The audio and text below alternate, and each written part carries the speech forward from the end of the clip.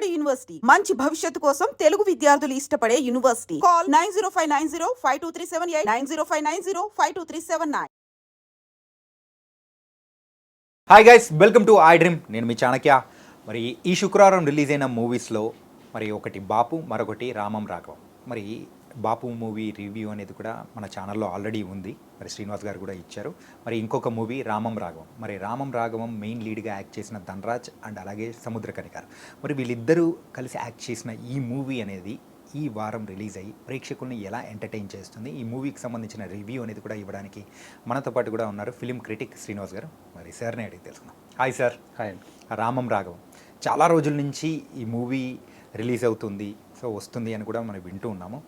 And ఒక కమెడియన్గా ఉన్న ధనరాజ్ గారు సడన్గా మరి చాలా రీసెంట్ టైమ్స్లో కూడా మూవీస్ ఏం చేయట్లేదు. ఒక కమెడియన్గా అయినా కానీ ఒక ఆర్టిస్ట్గా అయినా చేయలేదు. కానీ ఆయన ఒక స్కోప్ అంటే ఆయన వెయిట్ చేస్తున్నది ఈ మూవీ కోసమే. ఈ మూవీ మీద భారీ ఆశలు అనేది కూడా పెట్టుకున్నారు. మరి ఈ మూవీ ఎలా ఉంది? యాక్చువల్లీ కవల పిల్లలు మీకు ఐడియా ఉంది కదా. కవల పిల్లలు కొన్ని సినిమాల్లో, మనం పాత సినిమాల్లో కృష్ణ గారు, నాగేశ్వరరావు గారు యాక్ట్ చేసినప్పుడు డబుల్ యాక్షన్ సినిమాలు ఎలా ఉంటుందంటే అన్నదమ్ములు విడిపోయి ఒకళ్ళు సిటీలో ఒకళ్ళు విలేజ్లో పెరుగుతారు. అలాగా బాపు సినిమా, రామం రాఘవం సినిమా సేమ్ స్టోరీ. ఒకటి విలేజ్లో జరుగుతుంది, ఒకటి సిటీలో జరుగుతుంది. ఓకే, రెండు కవల పిల్లలు అనమాట.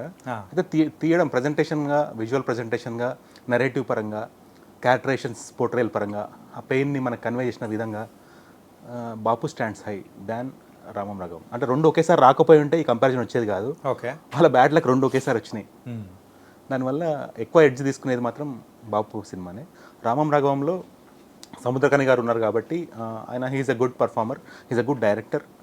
ఆయన యాక్ట్ చేసిన కమర్షియల్ సినిమాలు ఉన్నాయి, ఆర్ట్ సైడ్ ఆఫ్ మూవీస్ కూడా ఉన్నాయి. విమానం అనే సినిమా చూస్తాం మనం. అంటే ఆ పెయిన్ని బాగా కన్వే చేస్తారు ఆయన. సో కొన్ని సీన్స్లో ఆయన కన్వే చేసిన పెయిన్ మనకు టువర్డ్స్ క్లైమాక్స్ కనిపిస్తున్నది. సో ఇదేంటంటే ఫాదర్ని చంపేసి ఆయన ఆస్తిని కొట్టేయాలనో, ఆయన జాబ్ కొట్టేయాలనో, ఆ ఆస్తితో ఎలా బతకాలనే ఒక నెక్స్ట్ జనరేషన్ ఇనిషియేటివ్గా తీసుకోవడం ఈ రెండు సినిమాల పాయింట్ అదే యాక్చువల్లీ. సో అంటే నెక్స్ట్ జనరేషన్ అవుతుందో ఆ తండ్రి ప్రేమని అర్థం చేసుకోవడంలో విఫలమయ్యి వాళ్ళు ఆ చెడు సావాసాల వల్లనో ఆ బ్యాడ్ ఇన్ఫ్లుయెన్స్లో పడిపోయి ఫాదర్ని డైరెక్ట్గా అర్థం చేసుకోకుండా ఆ ఆస్తి యాంగిల్ని చూడడము, గవర్నమెంట్ జాబ్లో ఉండే ఫాదర్ని తండ్రి చనిపోతే జాబ్ వస్తుంది కదా నెక్స్ట్, అలా ఆ ఆస్పెక్ట్లో సినిమా ఉంటుంది అనమాట. ఓకే. సో కొడుకు ఎప్పుడు కూడా తండ్రి చనిపోతే ఆ జాబ్ నాకు వస్తుంది అనే ఫీలింగ్లో ఉంటాడు. ఇంకా ఎంతకీ ఆ చావు జరగకపోతే ఇంక తినే ప్లాన్ చేస్తాడు చంపేయడానికి. ఓకే, అది సినిమా. ఓకే, సింపుల్గా చెప్పాలంటే సో ఈ టైప్ ఆఫ్లో ఉంది. And coming to the technical wise ఎలా ఉంది sir? Technical ఆస్పెక్ట్స్లో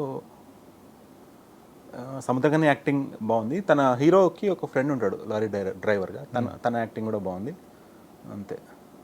mother character was good. Mother కూడా షీ పోర్ట్రేడ్ వెల్, బాగా చేసింది. So direction, music and technical wise ఎలా ఉంది? ఎక్కువ టెక్నికల్గా చెప్పలేమండి. ఇది స్టోరీ పరంగా డీప్ ఇంపాక్ట్ ఇస్తుంది. అంటే కొంతమంది ఫ్యామిలీస్లో నిజంగానే పేరెంట్స్ మంచిగా ఉంటారు, పేరెంట్స్ చాలా గుడ్ ట్రాక్లో ఉంటారు, పబ్లిక్ ఫ్రెండ్లీగా ఉంటారు, సోషల్ అవేర్నెస్తో ఉంటారు, అందరికి హెల్ప్ఫుల్గా ఉంటారు. కానీ చిల్డ్రన్ చూస్తేనేమో వాళ్ళకి ఆపోజిట్గా ఉంటారు, ఎవరిని పట్టించుకోకుండా వాళ్ళ లోకంలో వాళ్ళు. కొంతమంది డ్రగ్ అడిక్ట్స్ అయిపోతారు. అదేంటి ఈ పేరెంట్కి వీళ్ళు అలా ఎలా అనే కొంచెం కొన్ని ఫ్యామిలీస్లో ఉంటుంది ఈ ప్రాబ్లం. సో అలాంటి వాళ్ళు ఎక్కువ కనెక్ట్ అవుతారు ఈ సినిమాతో. అంటే general everybody can't connect with the movie, but అలా ప్రాబ్లం ఉన్న ఫ్యామిలీస్ మాత్రం చాలా డీప్గా కనెక్ట్ అవుతాయి ఇలాంటి స్టోరీతోటి. ఓకే. సో చైల్డ్ కొడుకు ఎవరైతే ఉంటారో అతను రియలైజ్ అయ్యే టైంకి తండ్రి చనిపోతాడు. ఓకే.